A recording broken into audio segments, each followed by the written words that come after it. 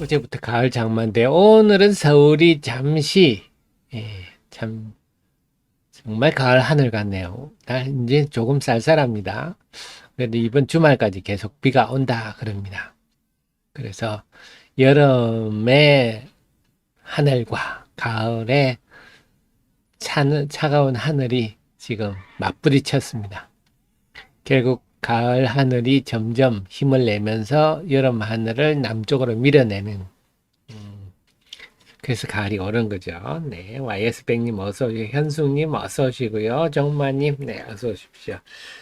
가을은 이렇게 다가오고 있습니다. 그래서 저도 마음을 고쳐먹고 전에는 맨날 그 단말기만 들여다보고 있었는데요. 이제 계절의 변화도 좀 느끼고 좀 정신적 여유를 가지려고 노력하고 있습니다. 덴토피아님도 어서 오시고요. 그러면 8시 34분부터 1분 20초 후에 시작하겠습니다.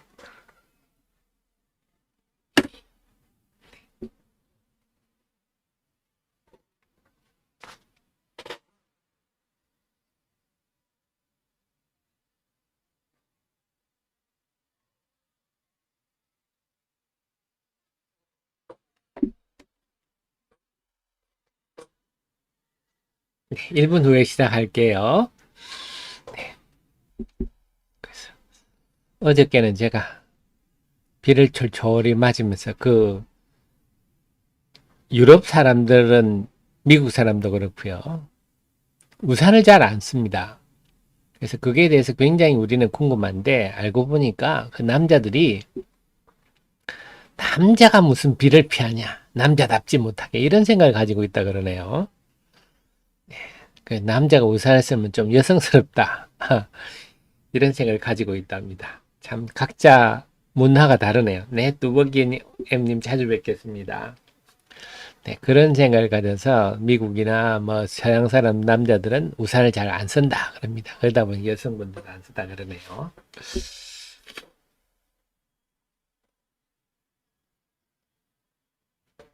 네, 8시 34분입니다. 9월 14일 목요일 하태민 경제TV 시작하겠습니다. 여러분을 가장 사랑하는 방송, 여러분들이 잘 되시길 너무나 소망하는 방송, 예, 그러기 위해서 도움이 되고자 불철주야 애쓰는 방송입니다. 어제 미국 시장은요, 여러분 아시겠지만 초미의 관심사가 8월 미국 CPI였습니다.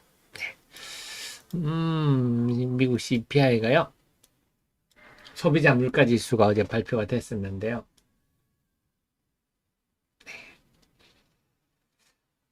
뭐 무난했습니다. 우선 헤드라인 CPI라는 거는 뭐 전부 다 통합했다 보시면 되겠습니다.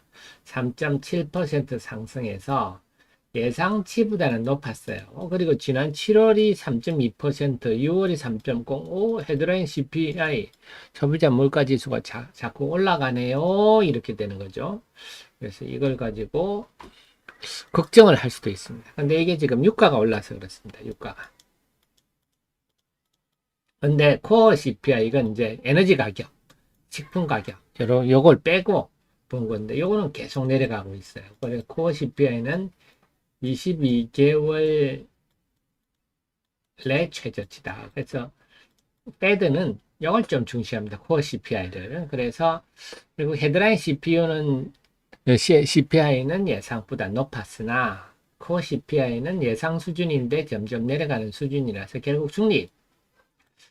그래서 이번 다음 주에 하는 FMC에는 동결. 근데 11월에 열리는 FMC도 지금은 동결 가능성이 우세하다. 이런 얘기가 나오고 있습니다. 최근에 패드의 입이라고 그 기자 이름이 생각이 안 나는데요. 그 유명한 기자가 있는데 패드의 기류가 변하고 있다 하면서 11월에도 FMC에서 금리가 동결될 가능성이 높다. 이런 분위기라서 그래서 어제 미국 시장은 소폭 상승했어요. 나스닥 지수가 0.29% 올랐고요. 종목들도 다 무난하게 올랐습니다. 테슬라도 어제 1.4% 올랐고요.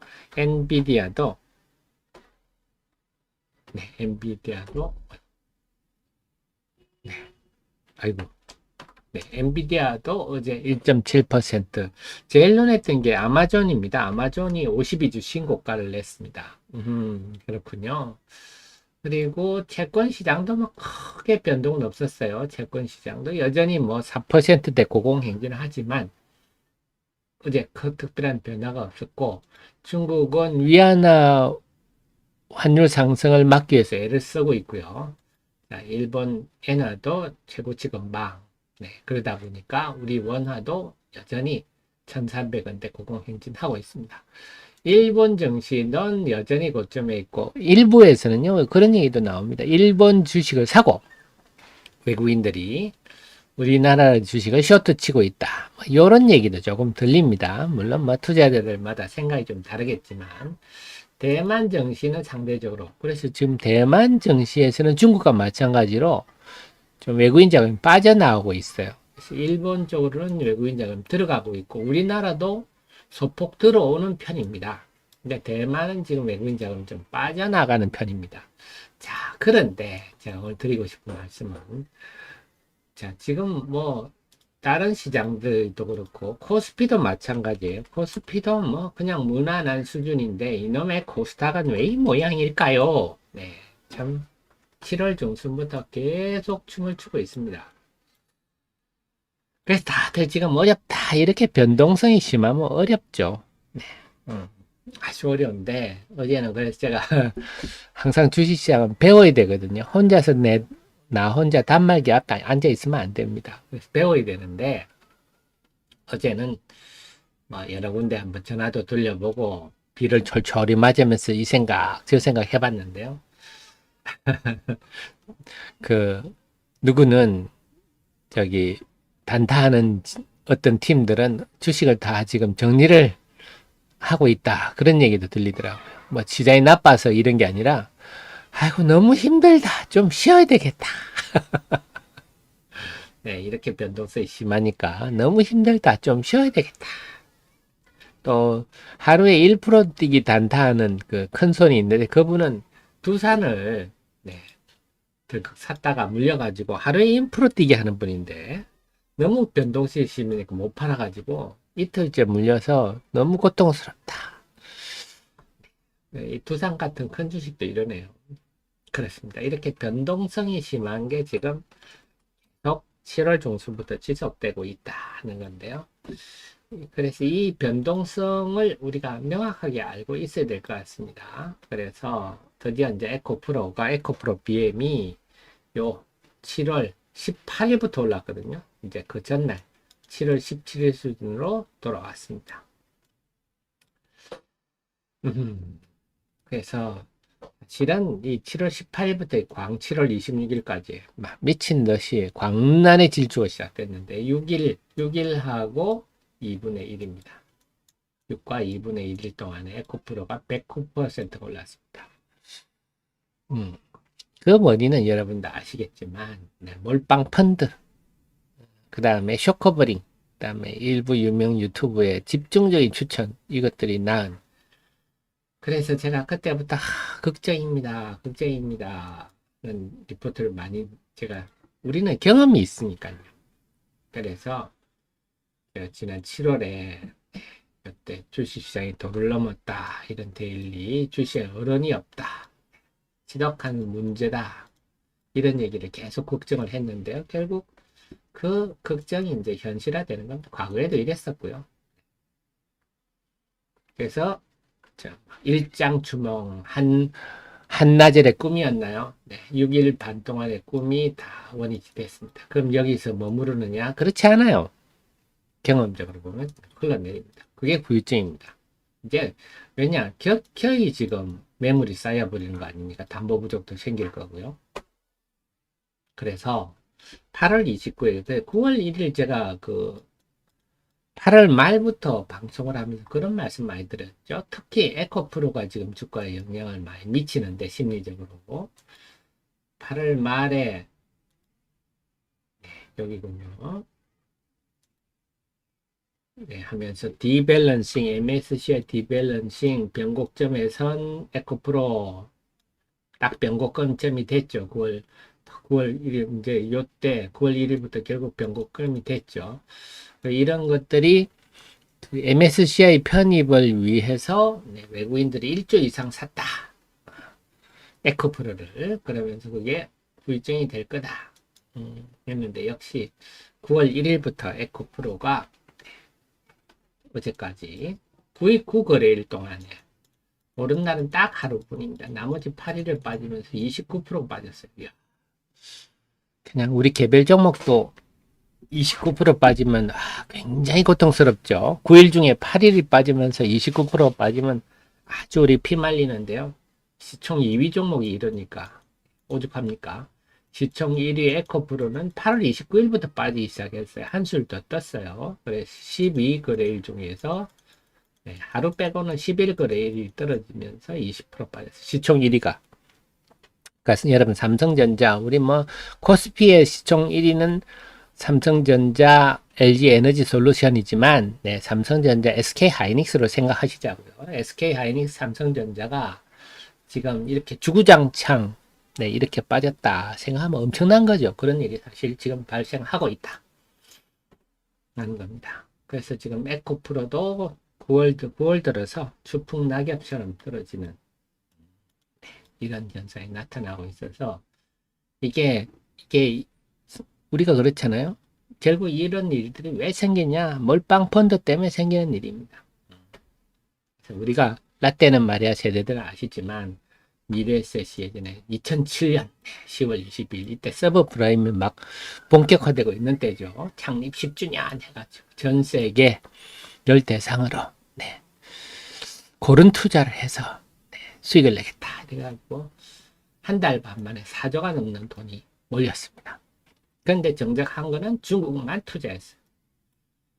전 세계 다 중국 48%.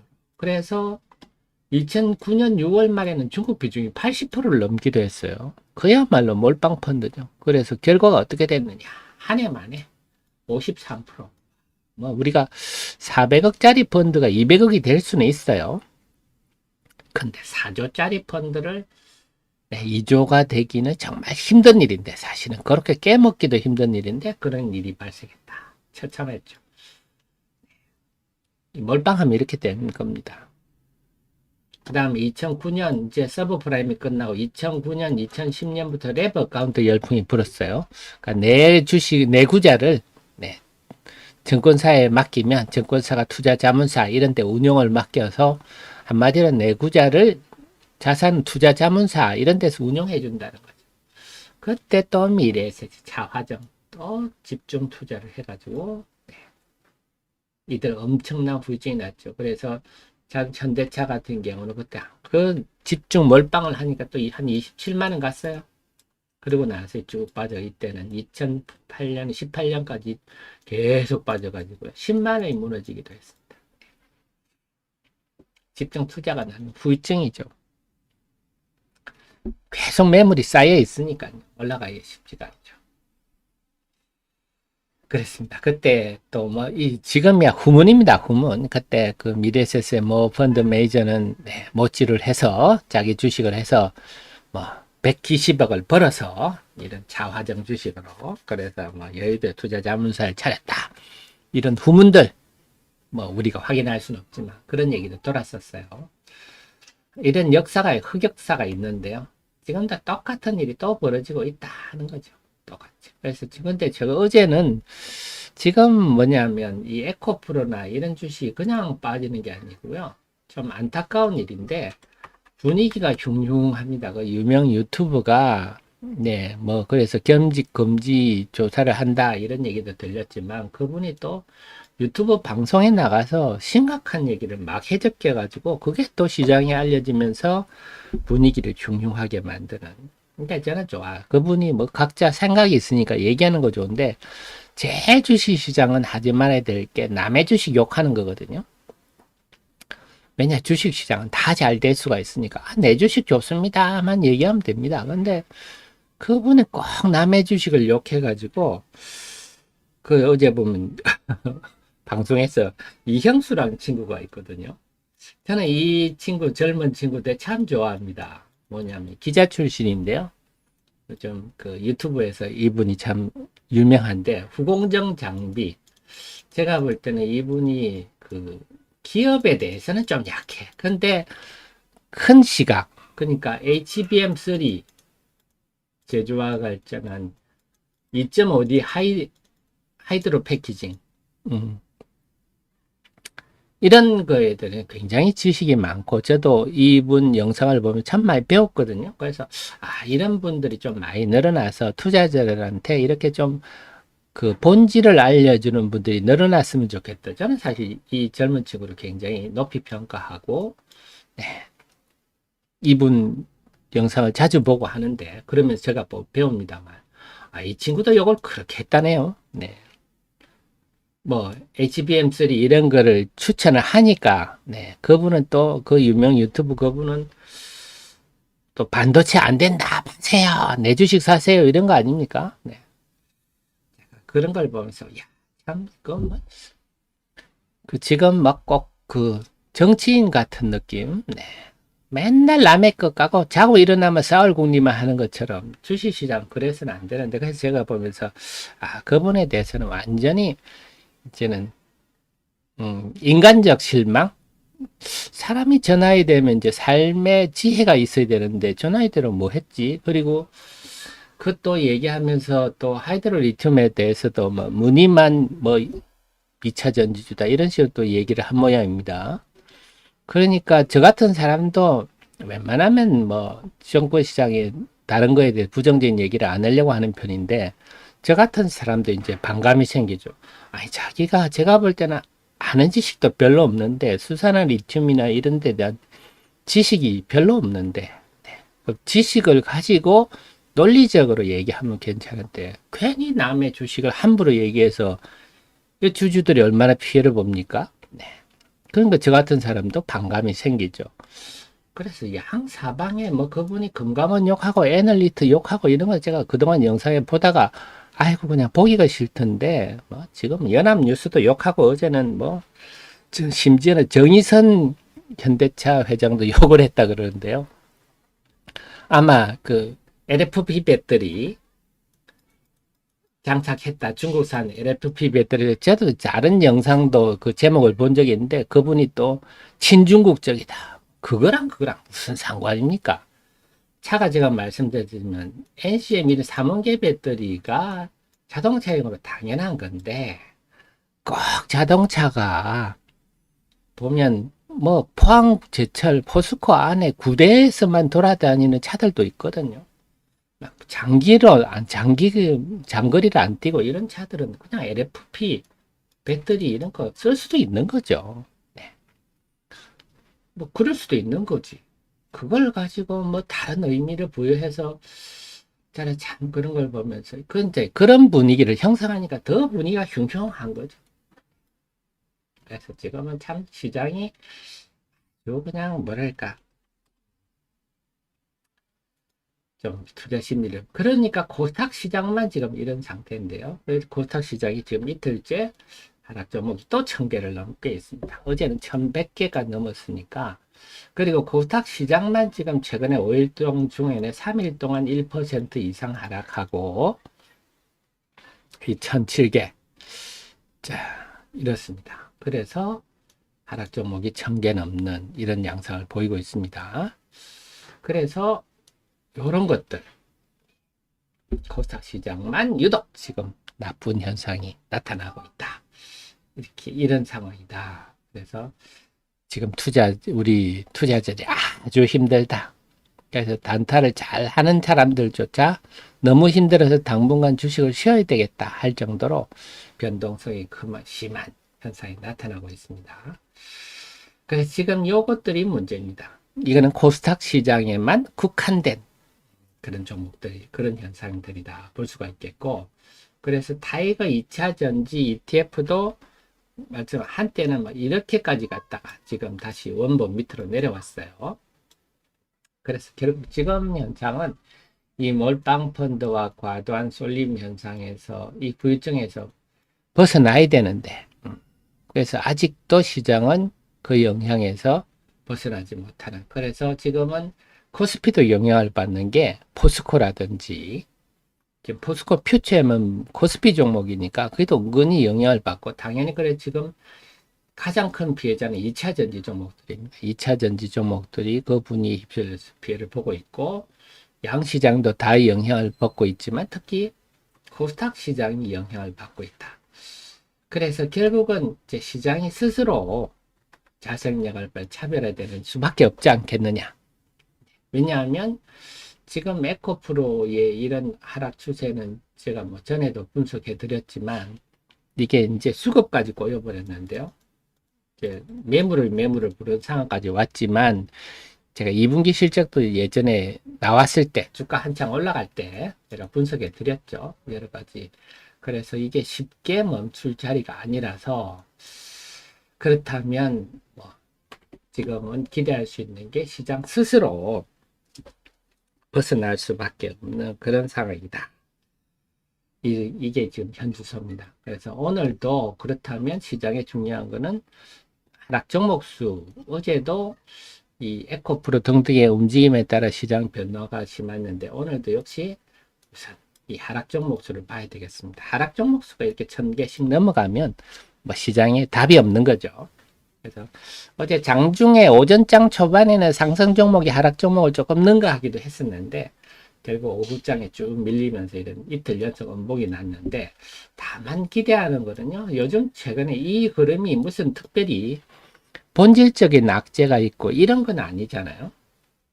그 흐름을 보면 한 이틀 빠지면 반등이 좀 나타나는 패턴이 있습니다, 최근에는. 그래서 한 이틀 음봉이 났기 때문에 오늘은 좀 양봉을 좀 기대해보는 그런 생각도 가질 수 있고요. 그래서 제일 중요한 게 오늘은 등락 종목 수가 어떻게 될 것인가. 이게 가장 큰 포인트겠습니다. 오늘은 좀 시장이 좀 탄력을 보였으면 좋겠습니다. 그 속에서 좀 나타난 일이 중국의 7월 스마트폰 출하량이 나왔는데요. 중국이 이거 뭐 정기적으로 발표를 하지 않고 기분 내키면 합니다. 지금 9월인데 7월 스마트폰 출하량이 나왔었는데요. 1729만 대. 그래서 여전히 작년 동월 대비 10%. 그래 아마 지금 중국이 스마트폰이 한 29개월 연속 정도로 전월 동기 대비 하락하는 걸로 알고 있습니다. 감소하는 걸로 알고 있는데, 그래서 이만큼 지금 중국 경제는 어렵다. 또 하나는 건 알 수 있는 건 스마트폰의 업황이 여전히 아직은 먹구름이 끼어 있다. 그래서 지금 오사시라고도 하고 OSAT라고 하는데, 이쪽 업체들은 내년에도 스마트폰이 회복된다는 조짐은 아직 보이지 않는다. 이런 얘기도 좀 나왔어요. 그래서 여전히 스마트폰에 둘러싼 업황은 아직은 오리무중 좀 부정적인데, 이게 말하는 게 지금 전반적인 IT의 상황이다 하는 점입니다. 그게 오늘 지금 가장 우리가 좀 주목할 만한 대목이 아닌가 싶습니다. 그래서 결론적으로 오늘 시장에 우리가 살펴볼 것은, 오늘도 역시 시장의 중심 역할을 하고 있는 에코프로 비엔 포스코가 지금 이제 또 관건이에요. 포스코가 왜냐하면 포스코가 이 지지대가 또 무너질 조짐을 보이고 있거든요. 이걸 깨고 내려가면 코스피도 좀 영향을 받을 것 같아서, 이 네 종목 중에 오늘은 결국은 이 네 종목 중에는 에코프로와 포스코 홀딩스, 이 두 종목을 특히 좀 유심히 봐야 되겠고요. 이 종목이 시장에 어떻게 영향을 주는지 오늘 이 점을 좀 유심히 봐야 될 것 같고, 그 다음에 등락 종목 수가 오늘은 좀 이틀 동안 하락 종목 수가 상당히 많았었는데, 오늘은 좀 상승 종목이 많을지. 그래도 최근에 코스닥 시장을 보면 상승 종목 수가 많은 게 이틀 하고 나면 하락 종목 수, 이런 식으로 한 이틀마다 방향이 바뀌었으니까 그걸 좀 한번 기대를 해봐야 되겠습니다. 그리고 전체적으로 우리 지금 애청자님이 참 다 힘드시죠. 시장 변동성도 힘든데, 이것은 제가 이렇게 쭉 알아보면 다 마찬가지더라. 뭐 좀 매매 좀 한다는 친구들까지도, 야, 주식시장 정말 좀 머리가 아프고 쉬어야 되겠습니다 할 정도로 지금 장이 이렇다 하는 점 그래서 전반적으로 다 이렇구나. 그래 주식시장을 하면요. 혼자 하면 외롭거든요. 이렇게 모여야 하는 이유가 혼자 있으면 온갖 생각이 들고 외롭고 그런데요. 이게 지금 전반적인 분위기가 이렇구나 이러시면요. 그래도 좀 마음이 어느 정도 안정됩니다. 그래서 결국은 지금 시장은, 특히 코스닥 시장은 7월 중순부터 전개되고 있는 이 난리통이, 후유증이 지금도 계속 지속되고 있다. 그 연장선상이다 하는 점입니다. 제발 좀 기대하는 게 이제 시장이 좀 스스로 자생력을 발휘해서 2차 전지도 여타 종목들은 좀 차별화되고, 코스닥 시장도 좀 차별화되는 그런 흐름이 전개되기를 좀 소망한다. 이렇게 볼 수가 있겠습니다. 그래서 오늘 시장도 개장하면 개장해 봐야 알겠습니다. 근데 말씀드렸듯이 다행히 지금 시장 패턴이 이틀 단위 움직이는 패턴이라서 좀 이틀 동안 큰 폭 하락했기 때문에 오늘은 다시 이틀 동안 큰 폭 하락하는데 본질적인 이유는 없었거든요. 뭔가 부정적인 경제적 이유가 있어 하락한 게 아니라 순전히 수급적이고 심리적인 이유이기 때문에 그거는 또 금방 돌았으면 바뀌는 거라서 오늘은 좀 반등을 좀 기대해 보겠습니다. 그러니까 아까 두산도 말씀드렸지만 두산도 그렇고요. 이런 이렇게 쭉 갔다가 이렇게 금방 음봉이 생긴 이런 흐름이라서 그래서 요즘 이 변동성 때문에 제가 자꾸 말씀을 드리지만 장이 강할 때는 시세의 연속성이 있습니다. 장이 강할 때는 오히려 강한 종목을 올라타서 더 먹는 것도 방법인데요. 이렇게 장이 약할 때는 오르면 무조건 일단 팔고 다시 본다. 이런 전략이 효과적이다. 그럼 지금 장의 현주소는 어떠냐? 지금 장은 좀 약한 편입니다. 그래서 지금은 좀 오르면 일단 팔고 다시 본다. 그런 전략이 효과적일 것 같습니다. 자, 그러면요. 1분 30초 남은 개장까지 1분 30 동안 준비하시고 9시에 개장 방송, 일부 방송 시작하겠습니다.